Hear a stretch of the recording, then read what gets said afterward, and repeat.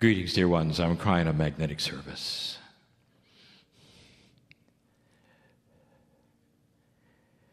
There's so many who have heard these words so many times. And yet there are so few who have literally corporeally sat in front of me and my partner during this event. It's called channeling. And there are so many energies here that you can either see or not see, so many energies that you can either accept or not accept. There's a reality that is being presented to you here that you haven't really seen before or understand. And if you're not in a place that is ready to see them, it becomes confusing. And this leads to then the decision you have that would say, it isn't real.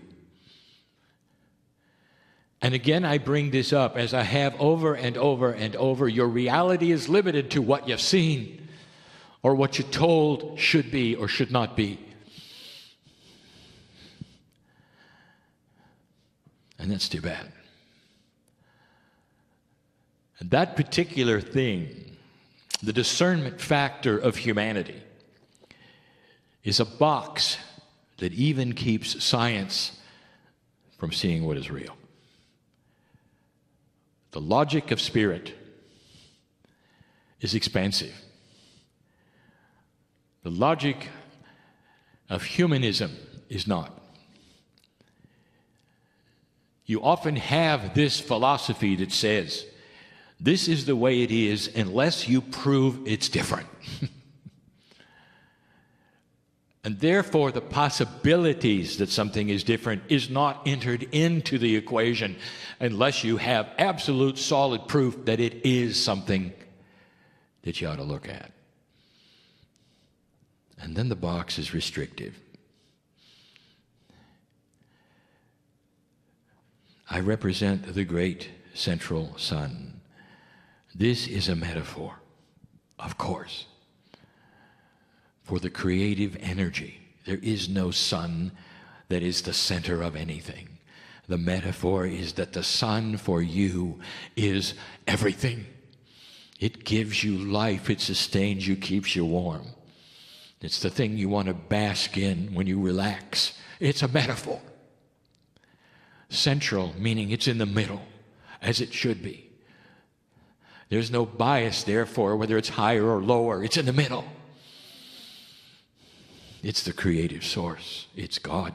It's spirit. It's whatever you want to say. And I want to tell you, the logic of God is so much larger. Because spirit is the master physicist.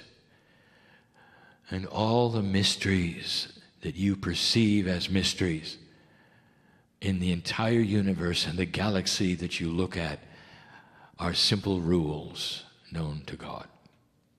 Simple. But if you do not have that logic which wishes to think beyond the box that you believe is real, they will remain mysteries. And so I ask you yet again, is this a mystery? Is the man in the chair giving you cryptic information from a source that you question? And what is it you would do with it? And let me put this into perspective, my perspective. You have a meeting with a brother you have not seen for a long time and you want to catch up. Oh, it's so good to see him. He starts talking about things that are magical and mysterious that he's seen and done. Oh, it's so good to sit in his presence and you feel family.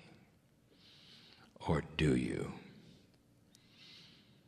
Or do you say to him, well, I haven't been where you've been, so I question what you're telling me? Or do you say, you know, you've gotten older, so I don't really know whether you're my brother because you look different than I thought you would. I'm not even sure you're my brother. And you get up from the table and you leave. And you feel pretty good about your logic, don't you? And there will be those who will leave the room today feeling pretty good about their logic. There was no discernment past what you expected, was there? And this is where I give you the invitation yet again. Can you open up just for a day and see whether the energy makes sense to parts of your body you're not even sure you have? The discernment engine, the spirituality, the beauty of family. I want you to sit with your brother and listen, because all I have ever had for you is love, all. In 26 years, I've never asked you to do anything out of integrity of what a human would do. In 26 years, I've never asked you to join anything. All I've done is extend my hand and said there may be something here from the source that is the center for you. Last night, in another meeting, I started to talk about the templates of consciousness. These templates were given to you by what we call the time capsules of the Pleiadian. A system so precious and beautiful, and part of that which is the knowledge of dark and light. When you read the creation story, no matter what version you read, you see the benevolence of God giving humans choice. Some of the stories have been altered to reflect low consciousness. We said last night, it's funny that when you project what the galaxy may be like when you visit it, all you're going to see is war. You better take your weapons, right? You have just projected the lowest seated consciousness in the galaxy to everybody. Without awareness that the galaxy may have life that has been here for millions of years and solved the problems of low consciousness. But you carry them and you project them. You project them to God, you project them to ETs, you project them to planets, stars, Star Wars. Don't project them to me. I come to you like so much of the galaxy does. In love. There is more here than you think, and it's safe. And this is what I want you to see and discern. Don't take my word for it. Oh, dear ones, there was a time when this whole idea of my partner channeling was a bit iffy because he didn't believe it. And all I did was give him love. And he didn't believe it. I could look into his mind and know why he didn't believe it. He was waiting for the other shoe to drop. He was waiting for some other alternative reason why he would be giving unconditional love. He couldn't get out of the darkness of humanism that always looks for the alternative reason. Because that's what a low consciousness does. Dear ones, you are passing out of that. And that is the best news I could give you. A slow evolution of humanity passing out of the dark ages that is all of humanity up to 2012. An age of conquering and greed where compassion is nothing except an occasional word from a mother to a child. Where compassion is not the way of humanity at all. And that is going to change.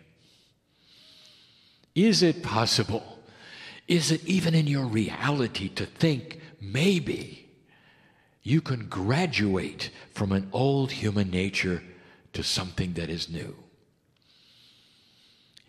Can you give that possibility a chance that human nature is not galactic nature?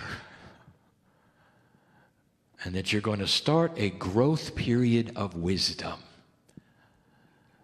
I want to talk more about the template tonight. I want to give you part 2 from last night. I want to describe some of the attributes of the new template that the time capsules, which are opening again, start to give you. But you're not going to believe any of it unless you can believe that it's possible for human nature to shift.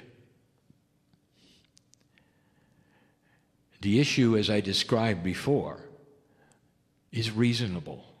The issue that would keep you tied into the old energy is reasonable. I know it. Because all you have ever seen for thousands of years is conquering greed, hate, trauma, and death. And I come along and tell you it's shifting. It's a stretch, isn't it? Especially when you look at your news, isn't it? And then go back and listen to what I told you years ago would take place, for this is what is taking place. The old energy is fighting so hard right now to take everything back to the way it was. And it's going to fight you globally, internationally.